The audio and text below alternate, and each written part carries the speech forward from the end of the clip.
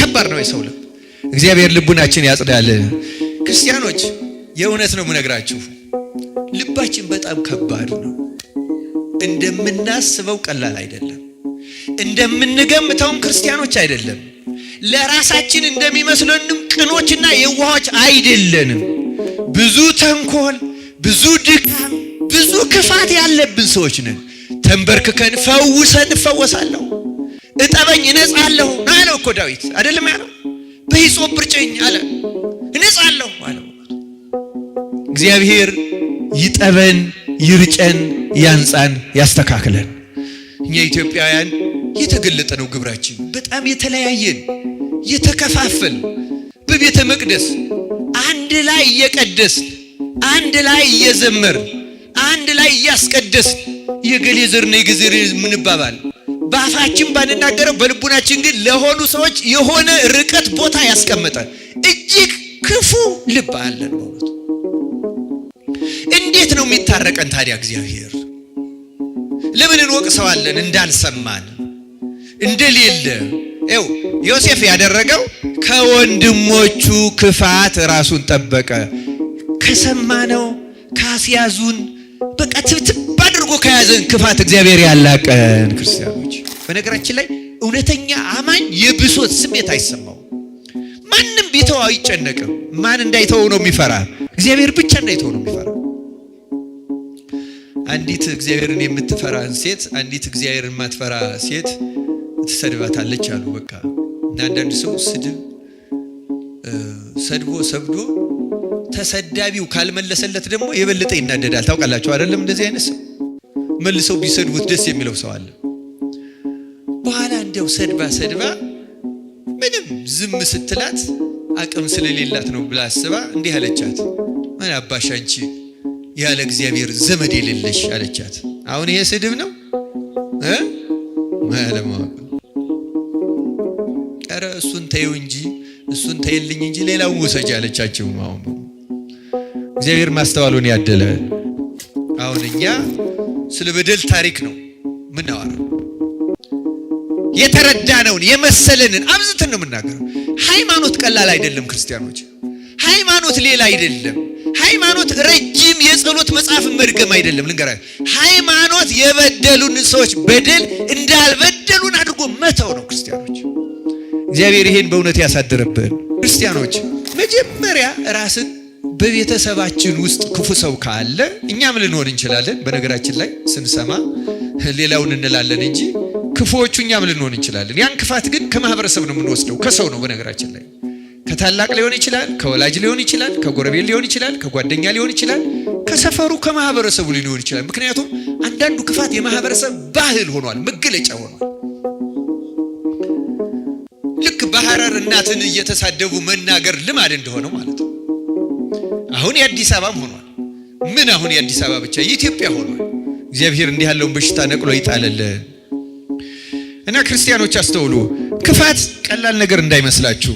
አንዳንድ ጊዜ ስንሰማው እንዲሁ እኔ አሁን ክፋት አለብኝ የሚል ህሊና ሊመጣብን ይችላል። እንዲህ ይላል የእግዚአብሔር ቃል ትንቢተ ኤርምያስ ምዕራፍ 17 ቁጥር 9 ላይ የሰው ልብ ይላል፣ የሰው ልብ ከሁሉ ይልቅ ተንኮለኛ እጅግም ክፉ ነው፣ ማንስ ያውቀዋል ይላል። ይሄ እግዚአብሔር ቃል ነው። ይሄ ለአበበ ወይም ለገብረ ማርያም ለወለተ ማርያም የተጻፈ አይደለም። አጠቃላይ ስለ ሰው ባህሪያችን በጣም ደካማ ነው። እውነቱ ክፋት የሚስማማው ነው። ክፋት ብቻ አይደለም፣ ቅድስናም ጽድቅም በጎነትም እኮ ይስማማዋል። ግን የሰው ልብ ነው የሚለው የእግዚአብሔር ቃል ከሁሉ ይልቅ ተንኮለኛ እጅግም ክፉ ነው፣ ማንስ ያውቀዋል። ሌላው ቀርቶ ይገርማቸዋል፣ ምን ያህል ክፉ እንደሆን አናውቀው፣ ምን ያህል ችግር እንዳለብን አናውቀው። ክርስቲያኖች የዚህ ትምህርት መሰረታዊ ዓላማ ራሳችንን በእግዚአብሔር ቃል ልክ ጧት ቤታችን በመስታወት ፊታችን እንደምናየው በእግዚአብሔር ቃል ነፍሳችንን እንድንመረምራት እና ከእግዚአብሔር ምን ያህል እንደራቅን አውቀን እንድንመለስ ነው። ክርስቲያኖች እግዚአብሔር በቸርነቱ ይመልሰን። በእውነት ማንንም ሰው ርኩስና የሚያጸይፍ ነው እንዳልል አሳየኝ። እስቲ ይህን ቃል ተናገሩ። እግዚአብሔር በሉ። ማንንም ሰው ርኩስና የሚያስጸይፍ ነው እንዳልል አሳየኝ። ለኛም ይህንን ያሳየ። ተመልከቱ ጴጥሮስ ተመልከቱ የነገርኳችሁ ሰው ነው። ምን አይነት ሰው ነው? ገና ከልጅነቱ የወልደ እግዚአብሔርን ማንነት ያወቀና የመሰከረ ሰው ነው። መንፈስ ቅዱስ ገልጾልሃል የተባለ ቢክድም ተመልሶ ስልጣነ ክህነት የተሰጠው ሙት ያነሳ 8 ሰዎች ያሳመነ ሽባ የተረተረ። ይሄ ሆኖ ግን ልቡና ውስጥ አንድ ችግር ነበረች። ምን አይነት ችግር? አህዛብን በትውልዳቸው ከእስራኤል ውጭ የሆኑ ሰዎችን እግዚአብሔር ለሐዲስ ኪዳን ለክርስትና ይቀበላቸዋል ብሎ ለመቀበል ገና ልቡናው ዝግጁ አልነበረ። ተመልከቱ መንፈስ ቅዱስ ወርዶበት 72 ቋንቋ ያናገረው በዓለም ሄዶ ዞሮ እንዲያስተምር ነው። አሁን ግን በራሱ ምድር በእስራኤል ያለውን ሮማዊ ሰው እንኳን ለመቀበል ዝግጁ አልነበረም።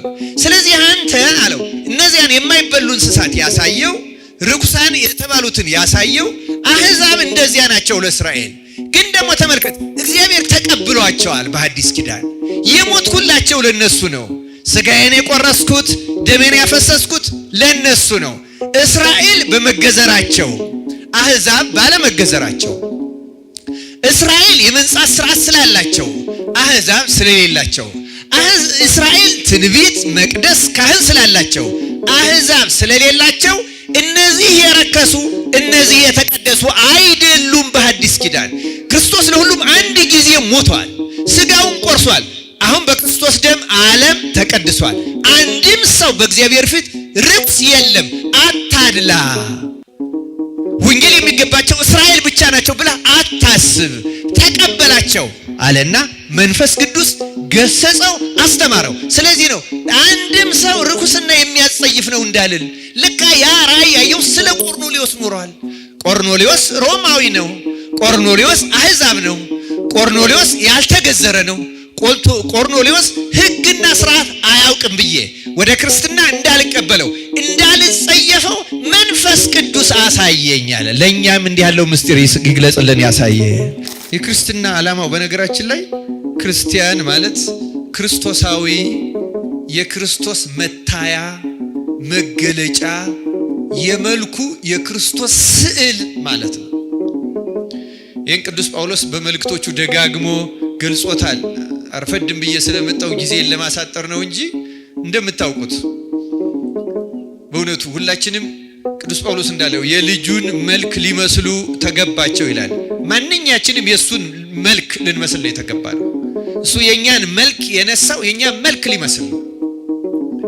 በጠፋው ድሪምም እንደሚተረጎመው ያ የጠፋው 10ኛው ድሪም የንጉሱ መልክ የተሳለበት ነው። ያ ማለት በእኛ በክርስቲያኖች የክርስቶስ መልክ የንጉሱ የተሳለ ነበረ እና አሁን እኛ አጠፋ ነው፣ አይታይብንም። ክርስቶስ በእኛ አይታወቅም። ያ በእኛ ላይ ያለ የፊቱ መልክ የለም። በቅዳሴያችን እንደምንለው ማለት ነው የለም፣ ማንም አይታይበትም። እኛን አይቶ ክርስቶስን የሚያይ የለም። ነበሩ በታሪክ አሁንም ይኖራሉ። በገዳማቱ የተሰወሩት ይኖራሉ።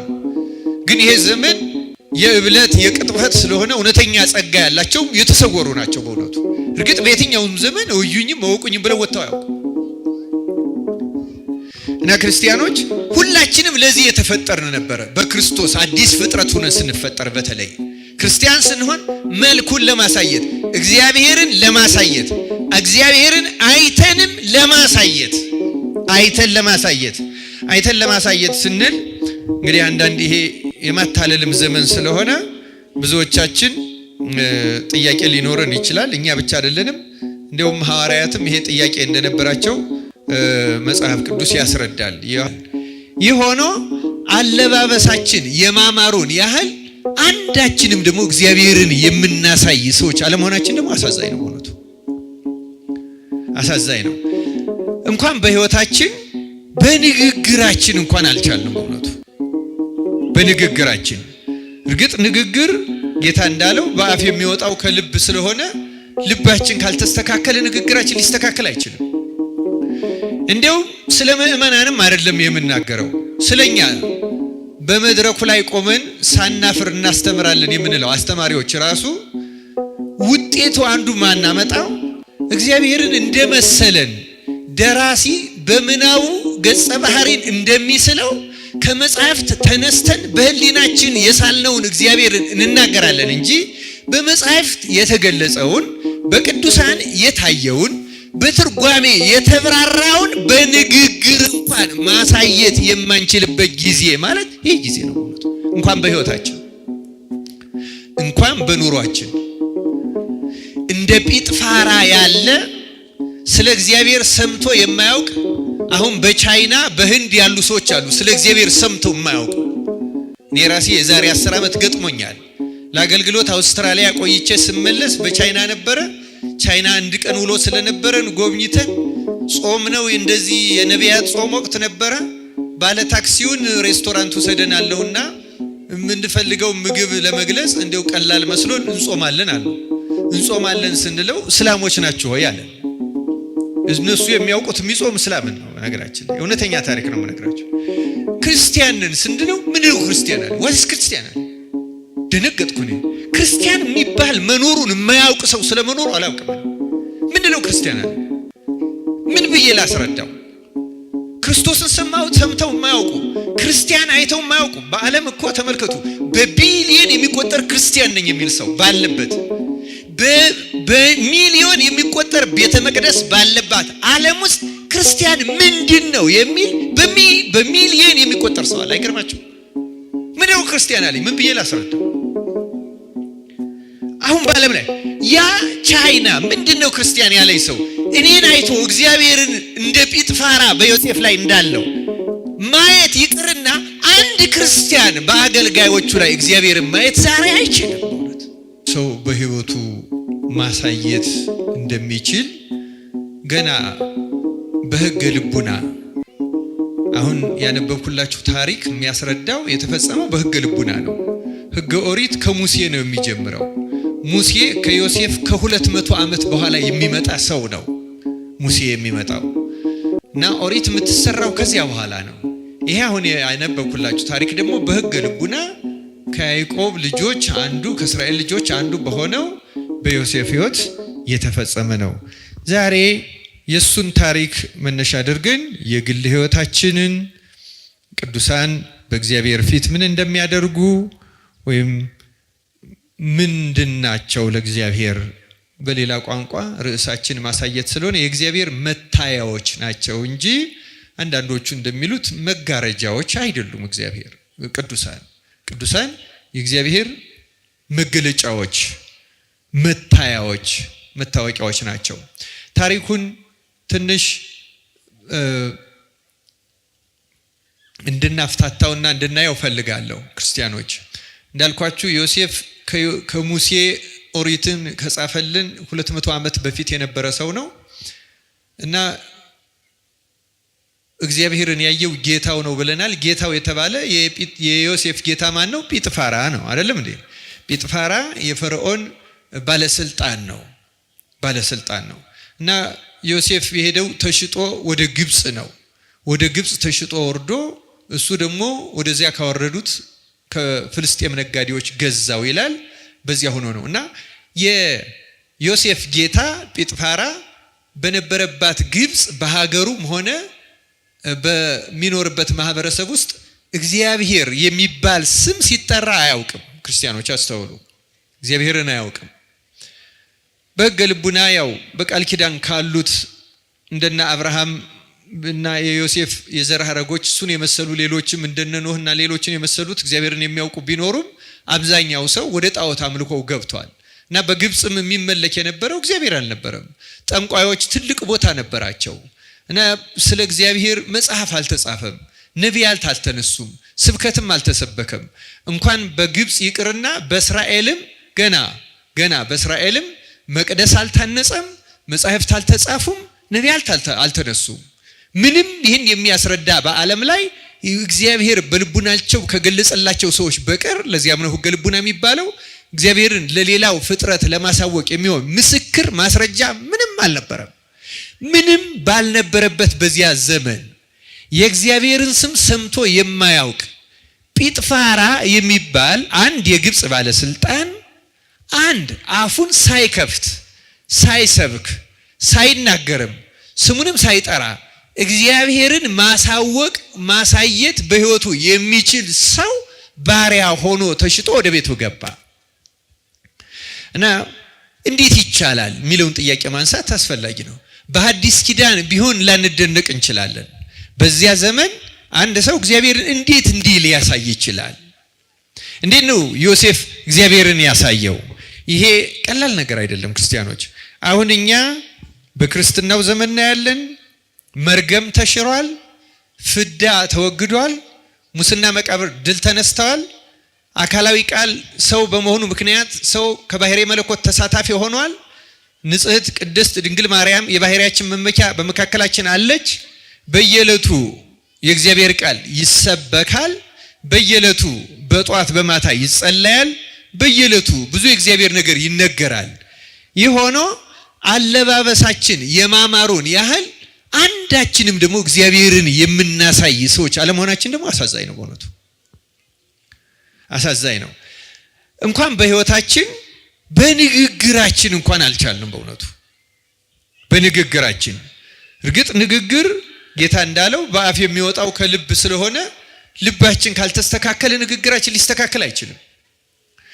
እንደውም ስለ ምእመናንም አይደለም የምናገረው፣ ስለኛ በመድረኩ ላይ ቆመን ሳናፍር እናስተምራለን የምንለው አስተማሪዎች ራሱ ውጤቱ አንዱ ማናመጣው እግዚአብሔርን እንደመሰለን ደራሲ በምናቡ ገጸ ባህሪን እንደሚስለው ከመጽሐፍት ተነስተን በህሊናችን የሳልነውን እግዚአብሔርን እንናገራለን እንጂ በመጽሐፍት የተገለጸውን በቅዱሳን የታየውን በትርጓሜ የተብራራውን በንግግር እንኳን ማሳየት የማንችልበት ጊዜ ማለት ይህ ጊዜ ነው። በእውነቱ እንኳን በህይወታችን እንኳን በኑሯችን እንደ ጲጥፋራ ያለ ስለ እግዚአብሔር ሰምቶ የማያውቅ አሁን በቻይና በህንድ ያሉ ሰዎች አሉ ስለ እግዚአብሔር ሰምቶ የማያውቁ። እኔ ራሴ የዛሬ 10 ዓመት ገጥሞኛል። ለአገልግሎት አውስትራሊያ ቆይቼ ስመለስ በቻይና ነበረ። ቻይና አንድ ቀን ውሎ ስለነበረን ጎብኝተን ጾም ነው እንደዚህ የነቢያት ጾም ወቅት ነበረ። ባለ ታክሲውን ሬስቶራንት ወሰደናል ነውና የምንፈልገው ምግብ ለመግለጽ እንደው ቀላል መስሎን እንጾማለን አልነው። እንጾማለን ስንለው እስላሞች ናቸው ሆይ አለን። እነሱ የሚያውቁት የሚጾም እስላምን ነው። ነገራችን ላይ እውነተኛ ታሪክ ነው የምነግራቸው። ክርስቲያንን ስንለው ምንድነው ክርስቲያን አለ። ዋትስ ክርስቲያን አለ።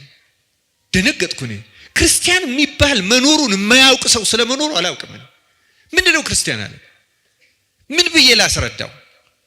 ክርስቶስን ሰምተው የማያውቁ ክርስቲያን አይተው የማያውቁ በዓለም እኮ ተመልከቱ፣ በቢሊየን የሚቆጠር ክርስቲያን ነኝ የሚል ሰው ባለበት በሚሊዮን የሚቆጠር ቤተ መቅደስ ባለባት ዓለም ውስጥ ክርስቲያን ምንድን ነው የሚል በሚሊዮን የሚቆጠር ሰው አለ። አይገርማችሁ? ምንድነው ክርስቲያን አለኝ? ምን ብዬ ላስረዳው? አሁን በዓለም ላይ ያ ቻይና ምንድነው ክርስቲያን ያለኝ ሰው እኔን አይቶ እግዚአብሔርን እንደ ጲጥፋራ በዮሴፍ ላይ እንዳለው ማየት ይቅርና አንድ ክርስቲያን በአገልጋዮቹ ላይ እግዚአብሔርን ማየት ዛሬ አይችልም። በእውነት እግዚአብሔርን ማሳየት ስናነበው ቀላል ይመስላል። ዮሴፍ እኮ እኔ እግዚአብሔርን አሳያለሁ አላለም። እንደሚያሳይም አያውቅም። ጌታውንም ተመልከት እኔ ጋር የሆነ ነገር ታያለህ አላለም። ጌታው ግን ዮሴፍን በማየት ብቻ ረቂቁን አምላክ እግዚአብሔርን አየው። አይገርማችሁም? እና እኛ ክርስቲያኖች ተብለን የክርስቶስ ስጋና ደም ተቀብለን በስሙ ተጠምቀን እርግጥ የስም ክርስቲያኖች ስለሆን ነው። በግብር ብንሆን እናሳየዋለን። በእርግጥ በግብር ብንሆን በስም በነገራችን ላይ በግብር መሆን ምንድነው ካል በግብር መሆን ማለት ሌላ ሰው መሆን ማለት ነው። ምንድነው ሌላ ሰው መሆን ማለት? ሌላ ሰው መሆን ማለት ተመልከቱ፣ ለክርስቲያን የማይገባ ጠባይ፣ አነጋገር፣ ህይወት፣ ማንኛው ነገር ጠፍቶ በእግዚአብሔር ቃል እንደተጻፈው አዲስ ፍጥረት አዲስ ሰው ሆኖ መገኘት። ለምሳሌ አንድ ሰው ስመ ክርስትና የሚሰጠው ዝም ብሎ አይደለም። ሌላ ማንነት አግኝተሃል፣ ሌላ አዲስ ሰውነት አግኝተሃል ተብሎ ነው። በክርስትና የመጀመሪያው አዲስ ስም የሚሰጠው ክርስትና ሲነሳ ነው። ቢቻል በክርስትና ስም ብቻ መጠራት ነበረብን። አሁን ትተነዋል። ያ በክርስትና ስም ብቻ አዲስ ማንነት እንደያዝ ወደ ኋላው ማንነት ተመልሰናል። እኛ የሚቀጥለው ሁለተኛ አዲስ ስም የሚሰጠው ምንኩስና ላይ ነው። አንድ ሰው በተለይ ከመነኮሰ በኋላ እንደ ሕጉ እንደ ሥርዓቱ ከሆነ የትናንትና ስሙን አይደለም ወላጆቹን ትውልዱን መናገር በእውነተኛው ሕግ ያስቀጣል። አሁን ራሱ ይህን የሚያደርጉ ብዙ መነኮሳት አሉ። በኢትዮጵያም አሉ፣ በሌሎችም አሉ። በተለይ በግብፅ ሕግ ነው። በግብፅ ሕግ ነው። እኔ አንድ ጊዜ አንድ የግብፅ ገዳም የሴቶች ገዳም ውስጥ አንዲት ኢትዮጵያዊት መነኩሲት አግኝቼ ተደነቅኩኝ። እንዲሁ የት ነበርሽ? ማን ነበርሽ? የት አግኝተው አመነኮሱሽ ስላት ይህንማ ከነገርኩህ ቀኖና ገባ ንስሐ ነው የሚሰጠኝ አለች። ክጀዋለሁ። እሱን እኮ መንኩሻለሁ። ሌላ ስም ተሰጥቶኛል፣ ሌላ ግብር አግኝቻለሁ። ለምን አንተ ራስህ የምትጠይቀኝ ኢትዮጵያዊት ናት ብለህ ነው? እውነቷን ነው። እውነቷን ነው። የምትኖረው የግብፅ ገዳም ውስጥ ናት። ኢትዮጵያዊት ነሽ ተብሎ አድሎ አይደረግባትም። ምክንያቱም ሌላ ህይወት ነው። ያ በክርስቶስ የሚኖሩት ህይወት ነው። በዜግነት የሚኖር አይደለም።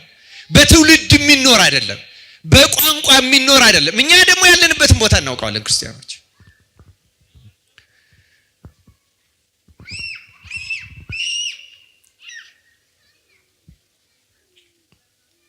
ክርስቲያኖች እግዚአብሔር በቸርነቱ ለሁላችን በእውነቱ ማስተዋልን ያድለን። በእውነት ዛሬ ዮሴፍ ታዲያ እንዴት ነው እግዚአብሔርን ሊያሳይ የቻለው? እንዴት እግዚአብሔር ተገለጠበት? እንዴት ሊታይበት ቻለ? እኛ ለምን ማሳየት አልቻልንም? ታላላቆች ለታናናሾች፣ ወላጆች ለልጆች፣ ካህናት ለምእመናን፣ አገልጋዮች ለተገልጋዩ ማሳየት ለምን አልቻልንም? እንደው የግድ አገልጋይ ስለሆን መሆን አለበትም ለማለት አይደለም። ግን ከመካከል አለ። ይገርማቸዋል። እግዚአብሔር የሚናገርበት ብድግ ያለ እግዚአብሔር የሚገለጽበት ሰው አለ። አሁን እዚያ ዜና መዋዕል ምዕራፍ 21 ላይ ኢዮሳፍጥ ሞዓባውያንና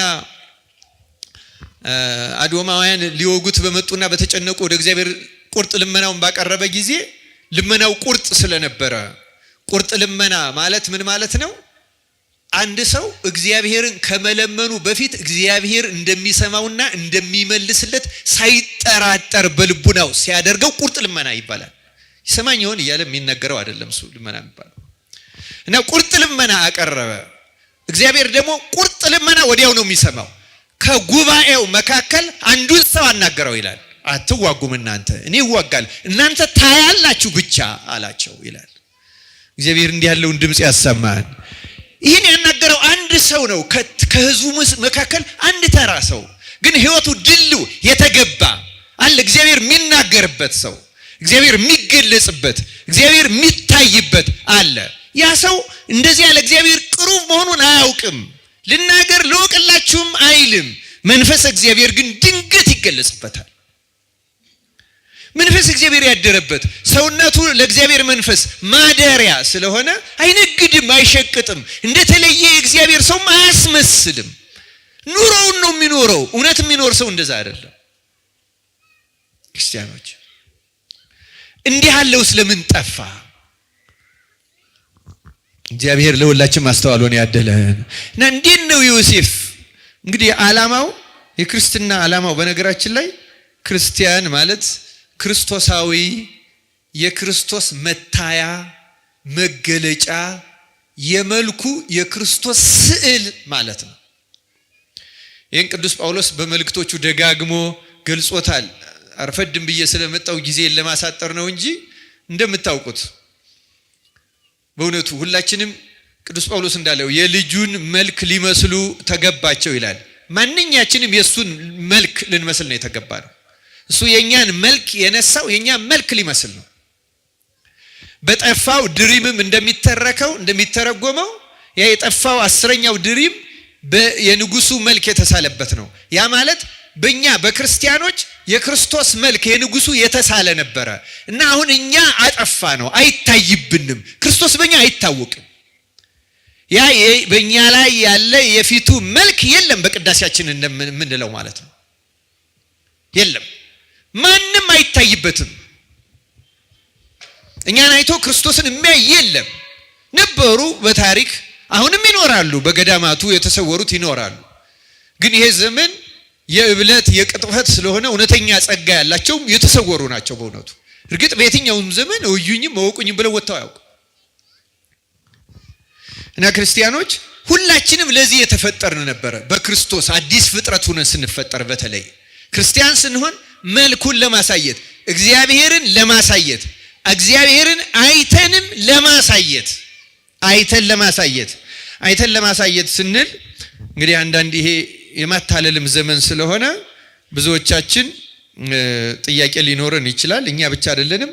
እንደውም ሐዋርያትም ይሄ ጥያቄ እንደነበራቸው መጽሐፍ ቅዱስ ያስረዳል። የዮሐንስ ወንጌል ምዕራፍ 14 ላይ ያለ አንድ ጥቅስ ማንበብ ይኖርብኛል። በእውነቱ ይሄን ለመናገር እንዴት ነው ክርስቶስን የምናየውና የምናሳየው የሚለውን ትንሽ መግቢያ ለመስጠት መጀመሪያ ማለት ነው። ዮሐንስ ወንጌል ምዕራፍ 14 ላይ ለጌታ አንድ ጥያቄ ቀርቦለት ነበረ። ምንድነው? ጌታ ብዙ ወደ መጨረሻው ወደ ስቅለቱ እየተቃረበ ሲሄድ ጠንከር ያሉ ትምህርቶችን አስተማራቸው እና ቁጥር 15 ጀምሮ ብታገኙት ሰፊ ማብራሪያ ታገኛላችሁ። ብትወዱ ትእዛዜን ጠብቁ፣ እኔም አብን እለምናለሁ ለዘላለም ከእናንተ ጋር እንዲኖር ሌላ አጽናኝ ይሰጣችኋል። እርሱም ዓለም የማያየውና የማያውቀው ስለሆነ ሊቀበለው የማይቻለው የእውነት መንፈስ ነው። ነገር ግን ከእናንተ ዘንድ ስለሚኖር በውስጣችሁም ስለሚሆን እናንተ ታውቃላችሁ ይላል። በምናችሁ ስለሚሆን ነው የሚለው? በምናችሁ? በውስጣችሁ ስለሚሆን ይላልና ወላጆች እንደሌላቸው ልጆች አልተዋችሁም፣ ወደ እናንተ እመጣለሁ። ገና ጥቂት ዘመን አለ፣ ከዚህም በኋላ ዓለም አያየኝም፣ እናንተ ግን ታዩኛላችሁ። እናንተ ግን ምን ትሉኛላችሁ አለ። ይህ ክርስቲያን የሆነ ሁሉ ማየት አለበት ክርስቶስን። ታዩኛላችሁ፣ እኔ ሕያው ነኝና እናንተ ደግሞ ሕያዋን ትሆናላችሁ። እኔ በአባቴ እንዳለው እናንተም በእኔ እንዳላችሁ እኔም በእናንተ እንዳለው በዚያ ቀን ታውቃላችሁ። ትእዛዜ በእርሱ ዘንድ ያለችው የሚጠብቃትም የሚወደኝ እርሱ ነው። የሚወደኝንም አባቴ ይወደዋል፣ እኔም እወደዋለሁ፣ ራሴንም እገልጥለታለሁ። ራሴን ምን አደርግለታለሁ? ተመልከቱ እንግዲህ ታዩኛላችሁ፣ እገልጥላችኋለሁ፣ መንፈስ በውስጣችሁ ይኖራል የሚለን ክርስቲያን ማለት ይሄ ማለት ነው። ክርስቲያን ልክ ይህን ሲል ያስቆሮቱ አይደለ ይሁዳ፣ ሌላኛው ይሁዳ እንዲህ ያለ ጥያቄ ያቀረበ፣ ጌታ ሆይ ለዓለም ሳይሆን ራስህን ለእኛ ልትገልጥ ያለህ እንዴት ነው አለው። አያችሁ፣ ለዓለም ሳይሆን ለእኛ የምትገልጥልን እንዴት ነው የምትገለጥልን? እንዴት ነው የምናይህ ብሎ ጠየቀው ይላል። እና በዚህ ጊዜ ጌታም እንዲህ አለ። ኢየሱስም መለሰ አለው፣ አድምጡ፣ የሚወደኝ ቢኖር ቃሌን ይጠብቃል፣ አባቴም ይወደዋል፣ ወደ እርሱም እንመጣለን። ምን እናደርጋለን? እንመጣለን። አብና ወልድ ወደ እርሱም እንመጣለን፣ በእርሱም ዘንድ መኖሪያ እናደርጋለን። ስለ ቃሉ የእግዚአብሔር ስሙ የተመሰገነ ይሁን። በሰማይ ላይ ሆኜ እገልጥላችኋለሁ አላላቸው። እንዴት ነው የምትገልጥልን ሲል ቤተ መቅደስ እገልጥላችኋለሁ፣ በራእይ ታዩኛላችሁ፣ በህልም እታያችኋለሁ አይደለም ያለው። የሚወደኝ ካለ ቃሌን ይጠብቃል ነው። ቃሌን የሚጠብቅ ከሆነ እኔና አባቴ ይወደዋል፣ እኔና አባቴ መተን በእሱ ዘንድ መኖሪያ እናደርጋለን። ስለዚህ እምገለጥላችሁ በእናንተ አድሬ በመኖርና ለሌላው በመታየት ነው ማለት ነው። ክርስቲያኖች ክርስቶስ የሚታየን በውስጣችን ነው። እንዴት ነው የምናየው ስንል በአይናችን ሌላ ቦታ ሆኖ አይደለም፣ ልክ ስክሪን እንደምናየው አይደለም።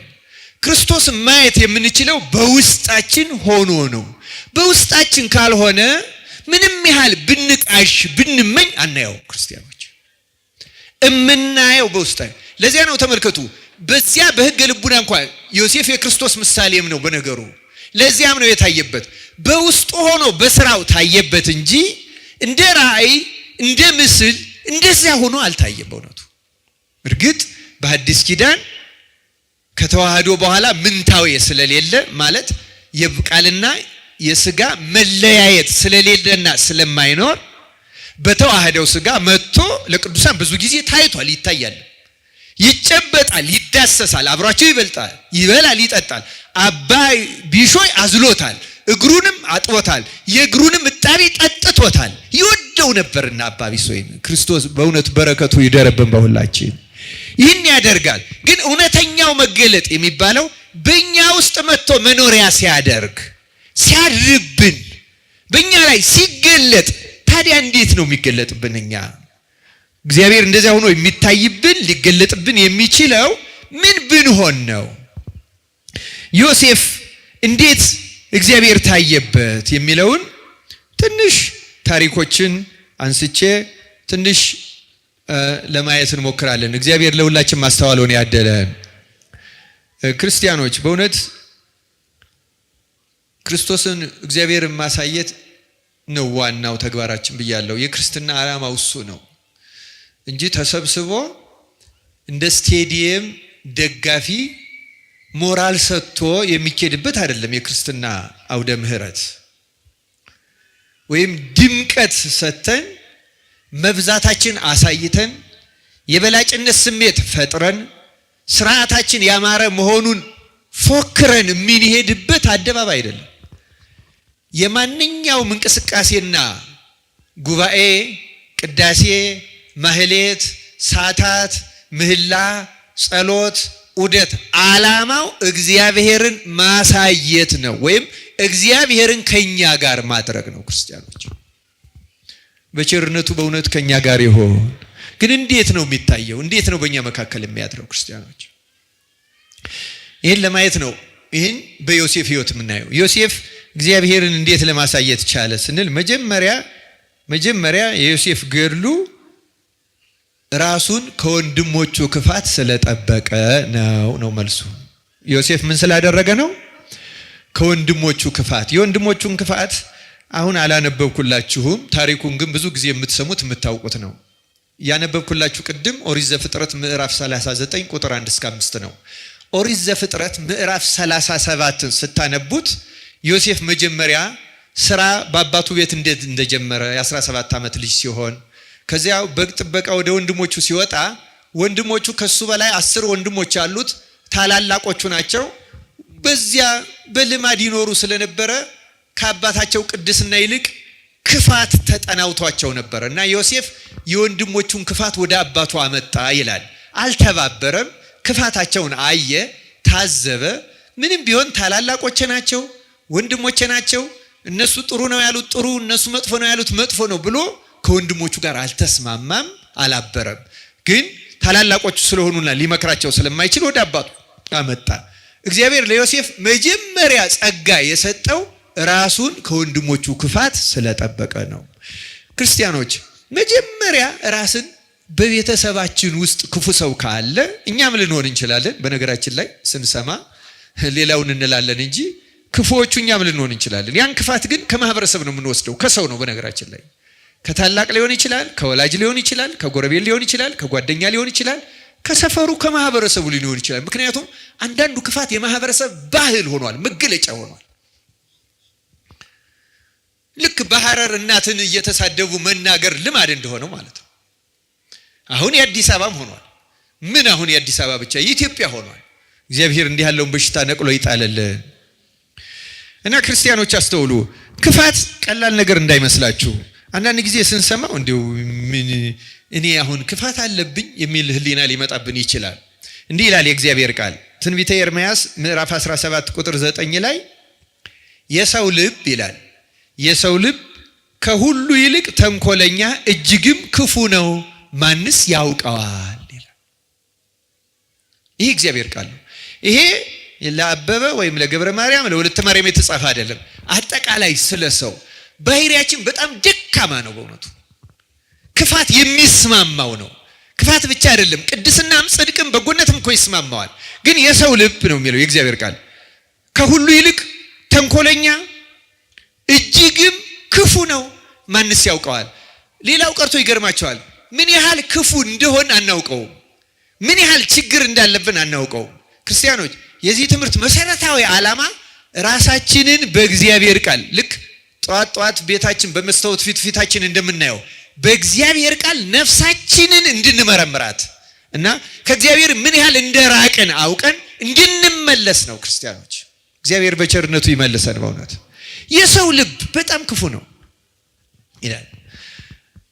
በጣም አድሏዊ ነን እኛ። ህሊናችን የተለማመደው ነገር ስለሆነ ትክክል የሚመስለን ችግር ያልሆነ የሚመስለን በእግዚአብሔር ቃል ሲታይ በጣም አደገኛና ስህተት ሊሆን ይችላል። ክርስቲያኖች አንድ ታሪክ ረጅም ቢሆንም ባጭሩ ልተርክላችሁ። ስለ የሰው ልብ ምን ያህል ከባድ እንደሆነ ትንቢተ ኤርምያስ ላይ የተገለጸው ቃል ምን ያህል ትክክል እንደሆነ እንድናይ አንድ ትልቅ ቅዱስ ላንሳ። ሊቀ ሐዋርያት ቅዱስ ጴጥሮስን ታውቁታላችሁ አይደለም? በረከቱ በሁላችን ይደርብን። ቅዱስ ዮሐንስ አፈወርቅ እንደሚለው እነዚህን ታሪኮች የምናነሳቸው እግዚአብሔር ለኛ ማስተማሪያ ስለገለጣቸው ነው እንጂ አሁን ቅዱስ ጴጥሮስን ምንወቅስበትና ምንነቅፍበት አቅምም ሁኔታም ኖሮ አይደለም። ክርስቲያኖች ያንን እግዚአብሔር ከህሊናችን ያርቅ። ግን የሰው ልብ ምን እንደሆነ ደግሞ የቅዱሳን ሕይወት ያሳያል። በነገራችን ላይ በቅድስና ያሉ ሰዎች እንኳን በልቡናቸው ውስጥ ምን ያህል ድካም ይገኝባቸው እንደነበረ የቅዱስ ጴጥሮስን ረጅም ታሪክ እኔ አልተርክም። አንዳንዶቹን ነገሮች ግን ማስታወስ ፈልጋለሁ። ቅዱስ ጴጥሮስ ጌታ መጀመሪያ ከጠራቸው 4 ሐዋርያት ውስጥ አንዱ ነው። የእንድርያስ ወንድም ነው። ስለዚህ ከመጀመሪያዎቹ ሐዋርያት ነው፣ እስከ መጨረሻው አልተለየም። ዋናዎቹን ነገሮች ለማንሳት በፊልጶስ ቂሳሪያ ጌታ ሰዎች የሰው ልጅ ማን ይሉታል ብሎ ሲጠይቅና አንዳንዶች ኤርምያስ፣ አንዳንዶች ሙሴ፣ አንዳንዶች ኤልያስ ወይም ከነቢያት አንዱ ነው ይላሉ ሲል እናንተስ ማን ትሉኛላችሁ ብሎ ሐዋርያትን ሲጠይቃቸው ቅዱስ ጴጥሮስ ምን ብሎ ነው የመለሰ? አንተ የማን ልጅ ነህ ያለ? የሕያው እግዚአብሔር ልጅ ነህ አይደለም? ጌታ ምን ብሎ መለሰለት? ይህንን ስጋህና ደምህ አልገለጸልህም ማለት። ስለዚህ ተመልከቱ፣ ቅዱስ ጴጥሮስ ገና ደቀ መዝሙር በነበረበት በመጀመሪያው ዓመታት መንፈስ ቅዱስ ምስጢር ገልጾ ያናገረው ሐዋርያ ነበር። ክርስቶስን ወልደ እግዚአብሔር ነህ ብሎ መጀመሪያ የመሰከረ ሐዋርያ ቅዱስ ጴጥሮስ ነው። በዚህም የተነሳ አንተ አለት ነህ፣ በዚህች ማለት ላይ ቤተክርስቲያኔን እሰራታለሁ፣ የሲኦል ደጆችም አይችሏትን ብሎ የክህነት መሰረት የክህነትን ቁልፍ መሰረት መጀመሪያ የጣለው በጴጥሮስ ልቡና ላይ ነው። በረከቱ በሁላችን ይደርብን። ጴጥሮስ እንዲህ ያለ ሐዋርያ ነው። ጴጥሮስ ከዚያ በኋላም ብዙ ታምራት፣ በኋላ ልራመድ አለ፣ ተራመድ አለው። ብዙ አጋንንትን አወጣ፣ ብዙ ነገር አደረገ። በኋላም ሰው ሁሉ እረኛውን እመታለሁ በጎቹ ይበተናሉ የሚለው ትንቢት ይደርስ ይፈጸም ዘንድ ዛሬ የሰው ልጅ ስለ እናንተ ተላልፎ እናንተም ከኔ ትሸሻላችሁ ሲል ሌሎች ሁሉ ቢክዱ እኔ ግን አልክድህም አለ ጴጥሮስ። ላለመካድም ሞከረ። የማልኮስን ጆሮ ቆረጠ። ያ ስሜቱ ነው። ክርስቲያኖች የሚችለውን አድርጓል ቅዱስ ጴጥሮስ። በኋላ ግን ሳያውቀው ክዶ ተገኘ። ዶሮ ሳይጮህ ስንት ጊዜ ትክደኛለህ ብሎታል። እንዳለው ክዶ ተገኘ። ግን ጌታ ደግሞ በኋላ ጴጥሮስ ሆይ ትወደኛለህን? አዎ ጌታ ሆይ እንደወደህ አንተ ታውቃለህ እያለ በጎችን ጠብቅ፣ ግልገሎችን አሰማራ፣ ጠቦቶችን ጠብቃለና የስልጣነ ክህነትን ቁልፍ መጨረሻ ሰጠው። ሰዎች እንዳያቆስሉት ተከላከለለት።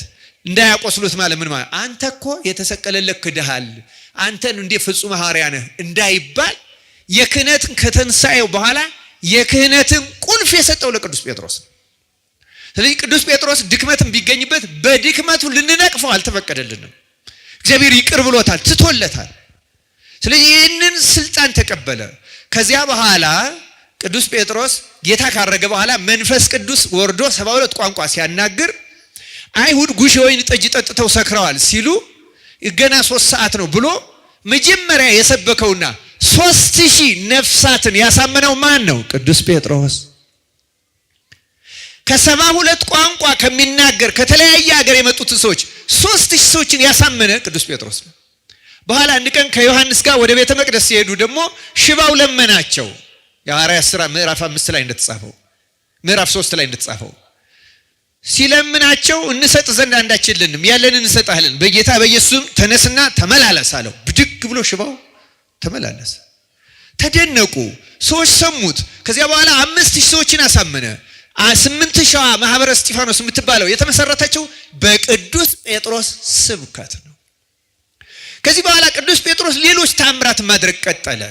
የሐዋርያት ሥራ ምዕራፍ 8 ላይ እንደምናየው ልዳ ወደምትባለው ከተማ ሄዶ አንዲት ሴት ዶርቃ የምትባለውን ከሞተች በኋላ አስነሳ። ተመልከቱ። ሽባ ተረተረ። በ72 ቋንቋ የሚናገሩ ሰዎችን አሳመነ። ሽባውን ተረተረ። 8000 ሰዎችን አሳመነ። ሙት አስነሳ። ሙት ካስነሳ በኋላ ከዚያው ኢዮጴ ወደምትባል የባህር ዳርቻ ከተማ ሄዶ ስምዖን የሚባል ቁርበት ፋቂው ቤት ሲኖር አንድ ራእይ አየ። ማን? ጴጥሮስ። ምን አይነት ራእይ አየ? በ6 ሰዓት በቀን ሲጸልይ ውስጡ የረሃብ ስሜት ነበረው። ራእይ አየ። ራእዩ ምንድነው? በነጭ ድንኳን ከሰማይ ነጭ ድንኳን ወረደ። ድንኳኑ ላይ በብሉይ ኪዳን እንዳይበሉ የተከለከሉ እንስሳት እነዚህ አርጃኖ፣ ውስስቱ፣ እባቡ ምናምኑ የሚያስጠሉት እንስሳት አሉባቸውና ተነስተህ ይህን አርደህ ብላ የሚል ቃል ደግሞ ሰማ። ይህን ሲሰማ ቅዱስ ጴጥሮስ እንዲህ አለ፣ ከልጅነቴ ጀምሮ የሚያጸይፍና ርኩስ ነገር በልቼ አላውቅም አለ። አሁንም የእግዚአብሔር ቃል እንዲህ ተናገረው፣ እግዚአብሔር የቀደሰውን አንተ አታርክሰው አለው እና ድንኳኑ ተመለሰ። ጸሎቱን ቀጠለ። እንደገና ድንኳኑ ሁለተኛ ወረደ። ተነስ ይህን አርደህ ብላ አለው። አንዳች የሚያረክስና የሚያጸይፍ ነገር ከልጅነቴ ጀምሮ በአፌ ገብቶ አያውቅም አለ። አሁንም የእግዚአብሔር ቃል እግዚአብሔር የቀደሰውን አንተ አታርክሰው፣ ይሄን 3 ጊዜ አለው። ልክ ይሄን ካየ በኋላ ጸሎቱን ጨርሶ ሲሆን ይህን ራእይ ስለምን ይሆን ያየው ሲል ቆርኔሌዎስ ደግሞ የላካቸው ትንሽ ከአንድ የ3 ሰዓት መንገድ ራቅ ብላ ቂሳርያ የምትባል ከተማ አለች። በዚያች የሚኖር የነበረ ሮማዊ 100 አለቃ ቆርኔሌዎስ እግዚአብሔርን አያምንም፣ በልቡ ግን ከእውነት ለአምላክ የሚገዛ ነበርና ሲጸልይና ሲጾም እግዚአብሔር ጾሙን ጸሎቱን ተቀበለለት። የኛንም ይቀበለልን። ብቻ አምላክ እንደሆነ ተመልከቱ። አህዛብ ነህ ወይ ኦሪታዊ ሆነህ አልተገዘርክ ወይ ክርስቲያን ሆነህ አልተጠመክ ብሎ ጸሎቱን የሱን ቸል ያለ አምላክ የኛንም በቸርነቱ ይቀበልልን። ግን ምን አለው? ለድህነት ግና ስምዖን የሚባል ቤት በኢዮጴ ያለና አስጠራ ብሎ መልአክ ተገልጾ ነግሮ ስለነበረ ይሄ ሰው መልእክተኞቹን ልኳል። አሁን ተመልከቱ፣ እነዚያ መልእክተኞቹ ሲደርሱ ነው ጴጥሮስ ይህን ራእይ ያየው። እና ይህን ራእይ ያየው ስለምን ይሆን እያለ ሲያስብ መንፈስ ቅዱስ በቃል እንዲህ ብሎ ተናገረው ይላል። መጀመሪያ ልክ እያሰበ እያለ ደጁ ተመታና ጴጥሮስ የሚባል ሰው በዚህ ቤት አለን ብለው ሲጠይቁ መንፈስ ቅዱስ ለጴጥሮስ እንዲህ አለው፣ ተነስ ውረድ፣ እንግድነት ተቀበልኳቸው፣ እኔ ነኝ የላኳቸው፣ እንግድነት ተቀበላቸው አለው። እግዚአብሔር እኛንም እንደዚህ ይምራን ይግለጽልን። ለምንድነው እንዲህ አለው ነው? ተመልከቱ፣ ራእዩን ያየው እና አንዳንድ ጥቅሶችን ባነብላችሁ ጊዜ ይወስዳል እንጂ ጥሩ ነበረ። ለምንድነው እንዲህ አለው? ከዛ በኋላ ጴጥሮስ መንፈስ ቅዱስ ስላዘዘው ተቀበላቸው፣ አሳደራቸው። በነጋው ወደ ቂሳርያ ከተማ ሄደ። ሲሄድ ሮማዊ 100 አለቃ ቤተሰቦቹንና ወዳጆቹን ሰብስቦ ቤቱን ሞልቶ ጠበቀው። ለምን አስጠራኸኝ አለው። ሲጸልይ መልአክ የገለጸለትን ነገረው። ከዚያ በኋላ ጴጥሮስ እንዲህ አለ። ምን አለ? እግዚአብሔር ማንንም ሰው ርኩስና የሚያጸይፍ ነው እንዳልል አሳየኝ። እስቲ ይህን ቃል ተናገሩ። እግዚአብሔር በሉ። ማንንም ሰው ርኩስና የሚያጸይፍ ነው እንዳልል አሳየኝ። ለኛም ይህንን ያሳየን። ተመልከቱ ጴጥሮስ፣ ተመልከቱ የነገርኳችሁ ሰው ነው። ምን አይነት ሰው ነው? ገና ከልጅነቱ የወልደ እግዚአብሔርን ማንነት ያወቀና የመሰከረ ሰው ነው። መንፈስ ቅዱስ ገልጾልሃል የተባለ ቢክድም ተመልሶ ስልጣነ ክህነት የተሰጠው ሙት ያነሳ 8 ሰዎች ያሳመነ ሽባ የተረተረ። ይሄ ሆኖ ግን ልቡና ውስጥ አንድ ችግር ነበረች። ምን አይነት ችግር?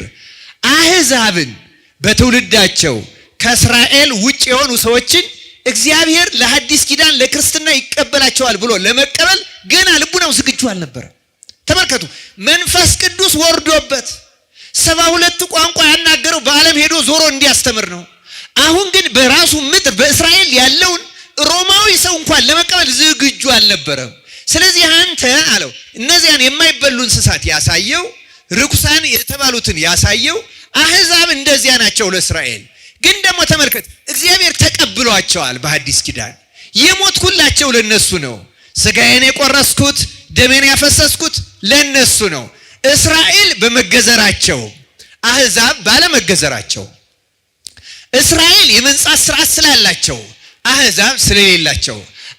እስራኤል ትንቢት፣ መቅደስ፣ ካህን ስላላቸው፣ አህዛብ ስለሌላቸው እነዚህ የረከሱ እነዚህ የተቀደሱ አይደሉም። በሐዲስ ኪዳን ክርስቶስ ለሁሉም አንድ ጊዜ ሞቷል፣ ስጋውን ቆርሷል። አሁን በክርስቶስ ደም ዓለም ተቀድሷል። አንድም ሰው በእግዚአብሔር ፊት ርኩስ የለም።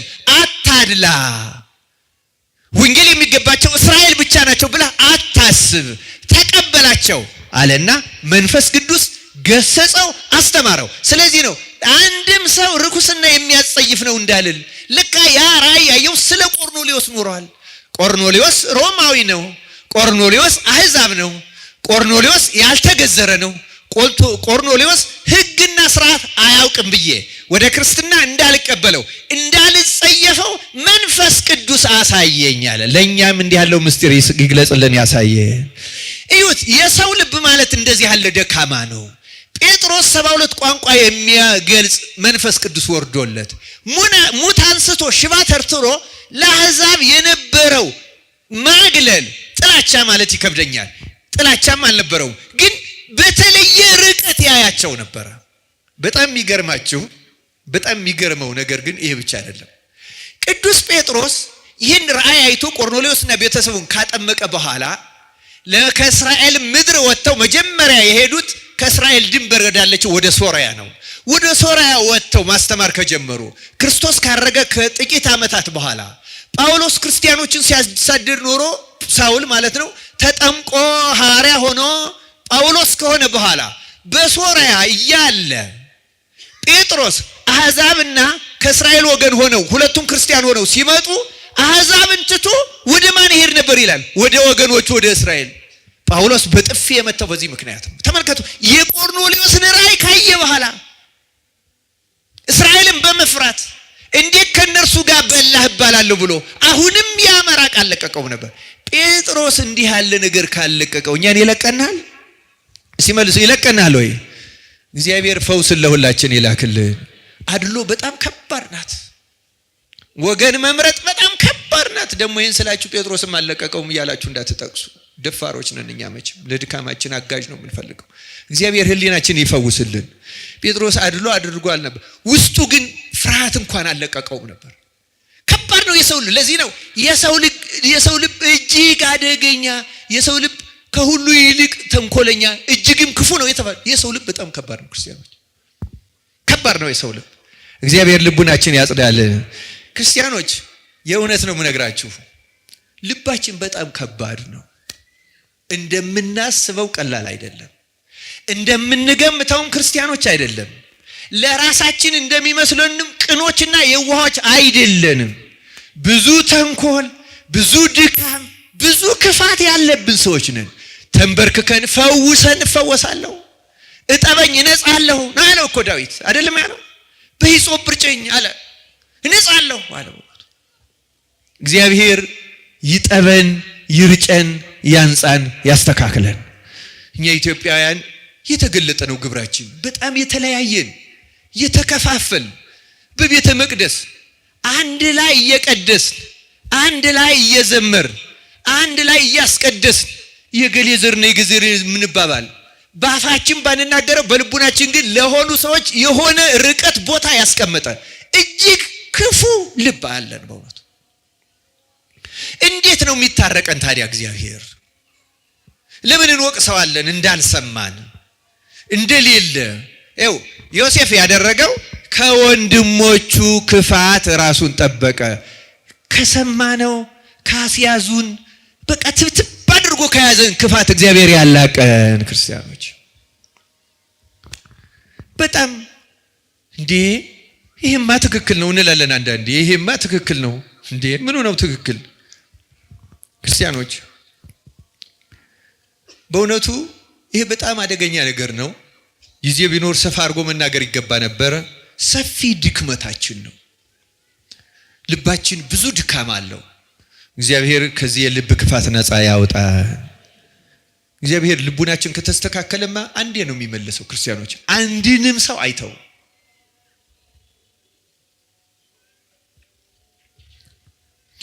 ቅዱስ ዳዊት በመዝሙር 50 ላይ እንዳለው ልበ ትሁተ ወየዋህ ኢይሜንን እግዚአብሔር። ትሁት እና የዋህ የሆነውን ልብ እግዚአብሔር በፍጹም አይንቅም ነው የሚለው።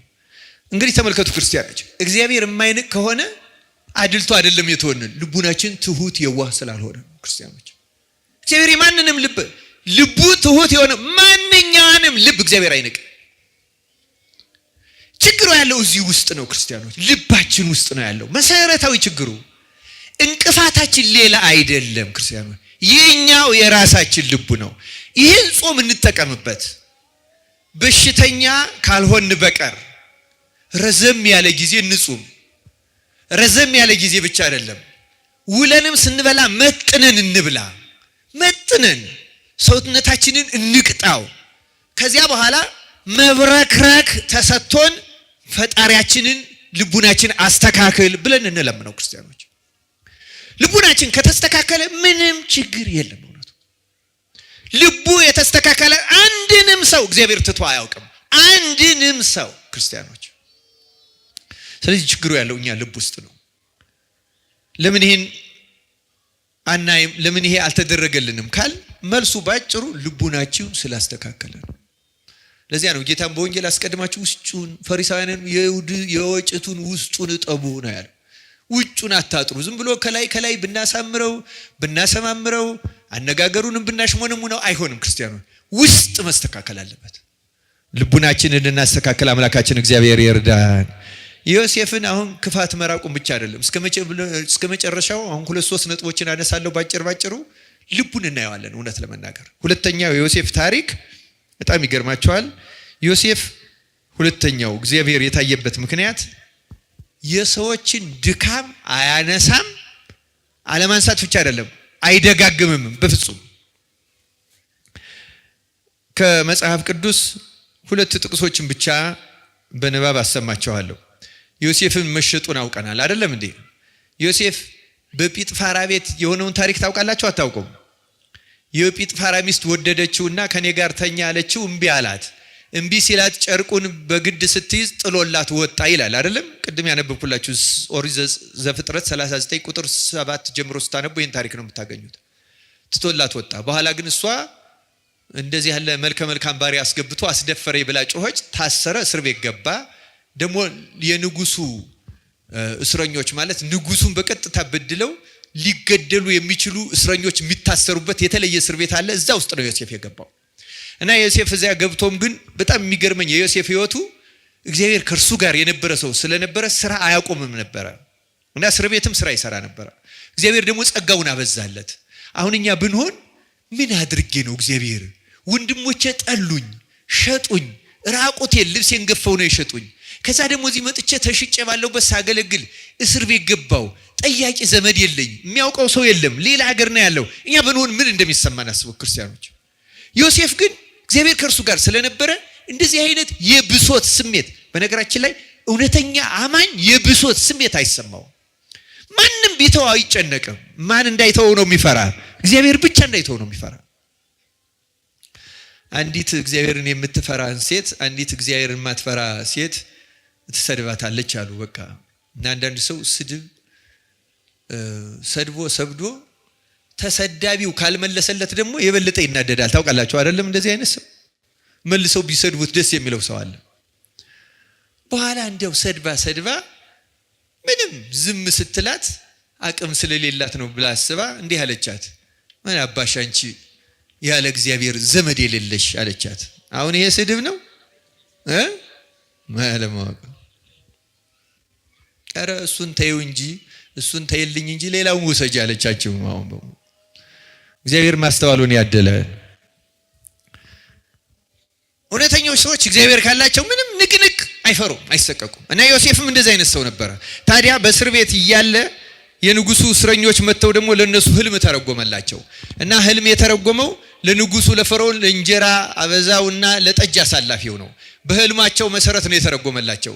በህልማቸው መሰረት የጠጅ አሳላፊው መልሶ ይሾማል። አሳጥሬ ነው የምናገረው። የእንጀራ አበዛው ግን ያ እንጀራ የሚያቀርበው ግን ይገደላል። ይሄን ተረጎመላቸው እና ያን የጠጅ አሳላፊውን ግን አንድ ነገር ጠየቀው ዮሴፍ።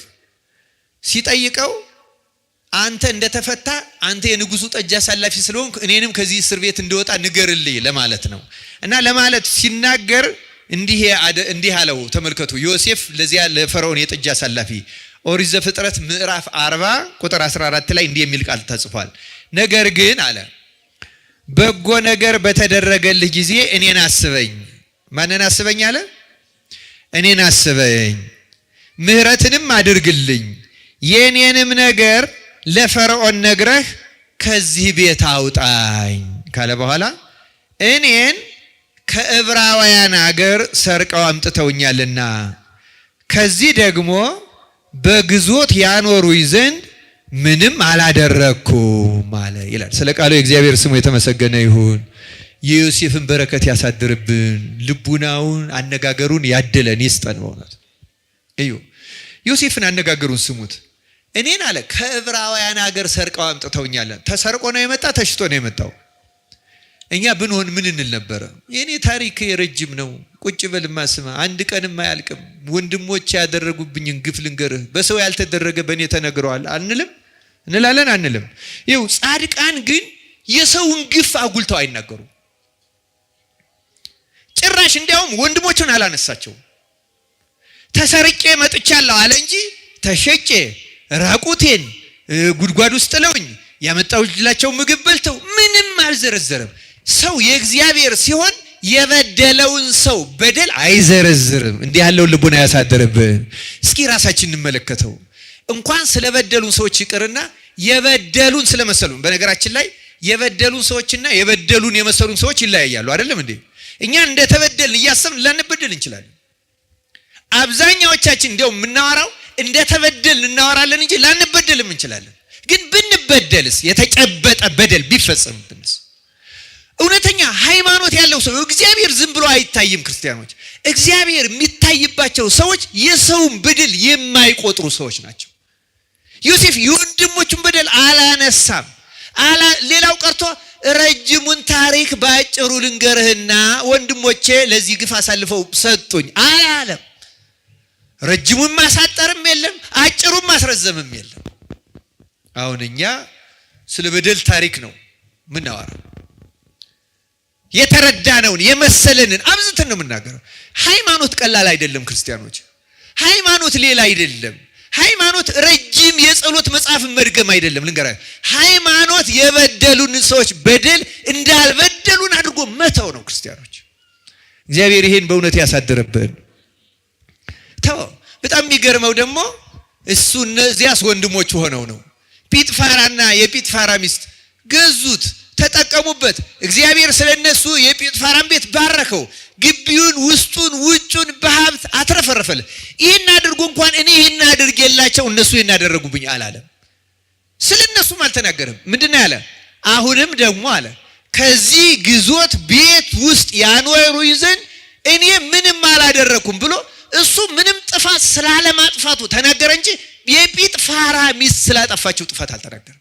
ምን አይነት ልቡና ነው ክርስቲያኖች? ምን አይነት ህሊና ነው? ሃይማኖት እንደዚህ ነው የሚያደርገው።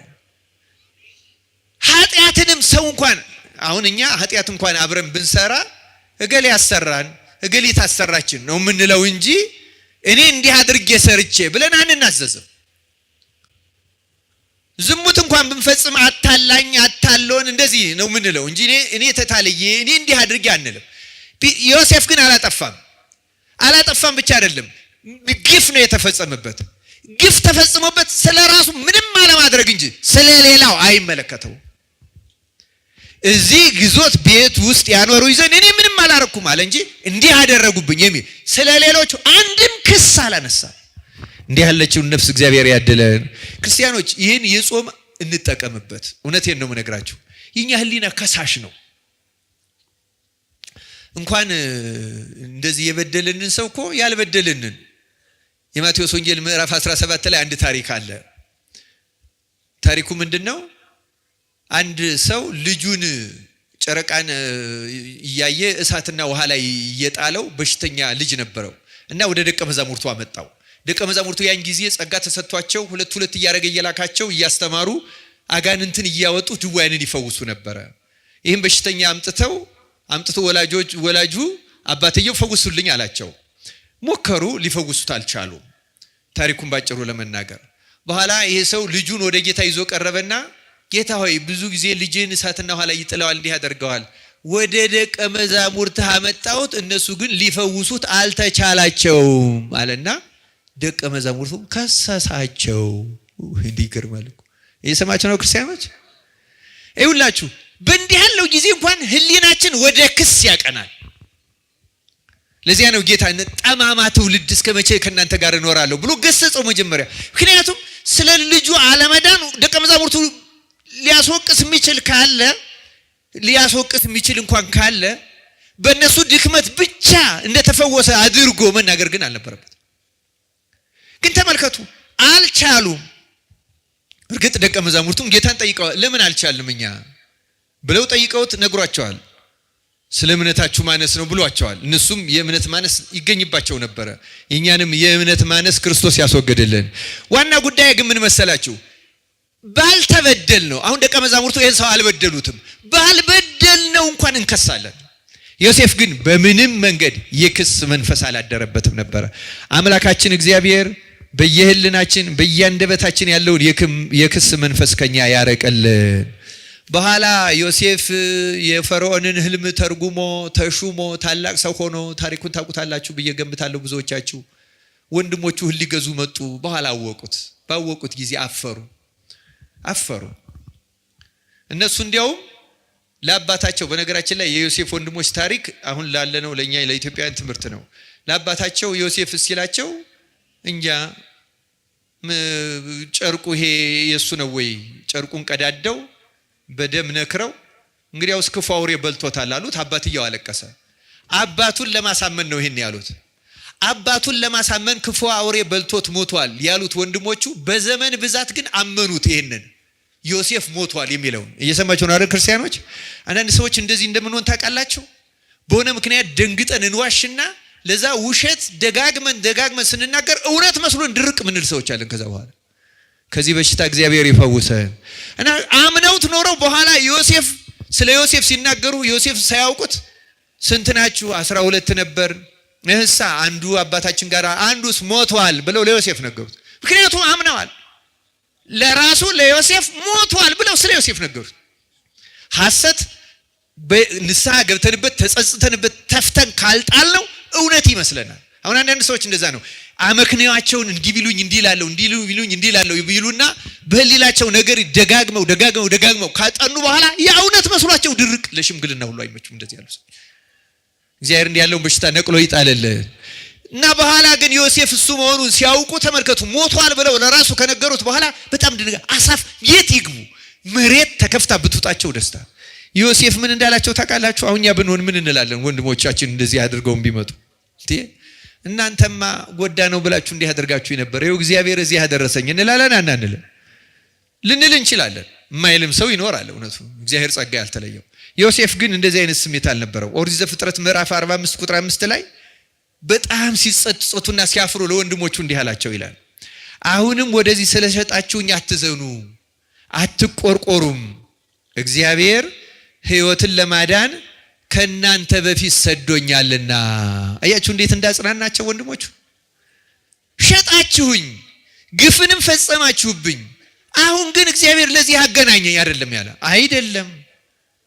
አትዘኑ፣ እግዚአብሔር ነው ያደረገው እናንተ አይደላችሁም ብሎ ግፋቸው ወደ እግዚአብሔርን ደግሞ ገፊ አይደለም ያደረገው። ይሄ ረሃብ እንዲወገድልን አስቀድሞ ልኮኛል።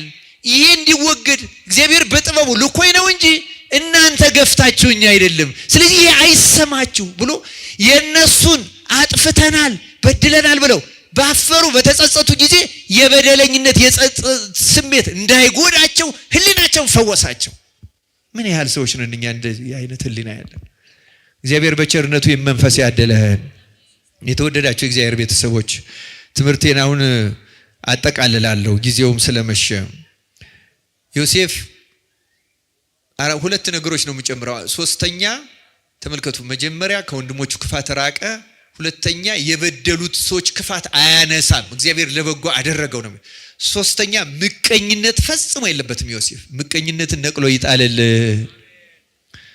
ሲሰራ ጲጥፋራንና ቤቱን ባለጸጋ ሲያደርጋቸው ይሄ ሀብት ንብረት እኔ አልበላው አልጠጣው አልለብሰው አላጌጥበት አልዳርበት አልኳልበት ዘመድ አረዳበት ለምን ይደክማል ብሎ የማይመቀኝ የማይሰስት። ኢትዮጵያውያን የቀደሙት ብዙዎቹ ይሄ መንፈስ ነበራቸው። ሰነፍ ሰው አይወዱም። ሲሰንፍም አፈር ለሚበላው ጉልበት ይሉት ነበር። ምን ለሚበላው ጉልበት? ምንም ብታጠራቅመው ሰብተ የት ትደርሳለህ? ትሞታለህ፣ አፈር ይበላዋል። ስራበት ማለት ነው። አትመቅ። ምቀኝነት አይወዱም ነበር። ስንፍና አይወዱ። አራተኛው የዮሴፍ ትጉ ሰራተኛ ነው። እስር ቤት ገብቶ ሰራተኛ ነው። ተሽጦ ሰራተኛ ነው። ባሪያ ሆኖ ሰራተኛ ነው። ፈርዖን ሾሞት ሰራተኛ ነው። ዓለምን በዚያ የረሃብ ዘመን ከረሃብ ለማዳን እግዚአብሔር የመረጠው ሰራተኛ ትጉ። እግዚአብሔር የታየበት ለዚህ ነው። ርዕሳችን እግዚአብሔርን ምን ማለት ነው? ተናገሩ። እግዚአብሔርን ምን ማለት ነው? ማሳየት። እግዚአብሔርን ለማሳየት አንደኛ ከክፋት መራቅ፣ ሁለተኛ የሰውን በደል ክፋት አለመቁጠር፣ ይቅር ማለት፣ ንጹህ ሕሊና ማድረግ፣ አለመመቅኘት፣ በማንም ማደግ መበልጸግ፣ ምንም ማለት እግዚአብሔር እኮ በኋላ እጥፍ አድርጎ ከፍሎታል። ዮሴፍ የቀረበት ነገር የለም። በሚስት ቢባል በልጅ ቢባል በሀብት ቢባል በስልጣን ምንም ያስቀረበት የለም። እግዚአብሔር ይሰጣል። ክርስቲያኖች ትጉ ሰራተኛ ነው እና እግዚአብሔር ታይ። ስለዚህ ተመልከቱ፣ ቅዱሳን እነማን ናቸው ስንል ቅዱሳን ከእንደዚህ ያለ ነገር ሁሉ ነጽተው እግዚአብሔር የሚገለጽባቸው። እግዚአብሔርንማ በባህሪው መላእክትም ማየት አይችሉም። በነገራችን ላይ ማንም እግዚአብሔርን ማየት አይችልም። ክርስቲያኖች ቅዱሳን የምናከብራቸው ለምንድን ነው ካል እግዚአብሔር የሚታይባቸው የሚገለጽባቸው ሰሌዳዎች ቅዱስ ሆኖ እግዚአብሔርን የሚጋርድ አንድም ሰው የለም። ልንገራችሁ፣ እግዚአብሔርን የሚጋርድም ፍጥረትም የለም። እንኳን ጻድቅ ኃጢአተኛም እግዚአብሔርን መጋረድ አይችልም። ክፉም በክፋቱ መጋረድ አይችልም። ደንቆሮም በድንቁርናው መጋረድ አይችልም። ፈላስፋ በፍልስፍናው፣ ንጉሥ በስልጣኑ እግዚአብሔርን መጋረድ አይችልም። እግዚአብሔርን ራሱ የሚጋረድ ብሎ ማሰብ መካድ ነው። ክርስቲያኖች እግዚአብሔር ማን ነው የሚጋርደው? ማን ነው የሚጋርደው? እግዚአብሔርን የሚጋርድ አንድም ነገር የለም። ግን አይታይም። የማይታየው ማየት ስለማይገባን ያን ለማየት የተገባን ስላልሆነ ነው። እግዚአብሔር ግን የሚታየው በቅዱሳን ነው። ቅዱሳን ማለት የእግዚአብሔር መታያዎች፣ መገለጫዎች፣ መታወቂያዎች፣ መነበቢያዎች፣ መሰበኪያዎች ማለት ቅዱሳን ናቸው። ክርስቲያኖች በዮሴፍ የታየ አምላክ በቅዱሳን ነቢያት፣ በቅዱሳን ሐዋርያት፣ በቅዱሳን ጻድቃን፣ በቅዱሳን ሰማዕታት፣ በቅዱሳን መምህራን፣ ካህናት፣ ምእመናን የተገለጠ አምላክ እኛን ኃጥአንን በዚህ ጾማችንን ጾመ ስርየት ጾመ ድኔት አድርጎ ተቀብሎ ልቡናችን አለስልሶ ወደ ይቅርታ ወደ ፍቅር መልሶ መጥቶ በእኛም ዘንድ ማደሪያ አድርጎ ይገለጥልን፣ ይታይልን፣ ይገለጥብንም ዘንድ የእርሱ መልካም ፈቃድ ይሁን። ይቆየን። ወስብሐት ለእግዚአብሔር።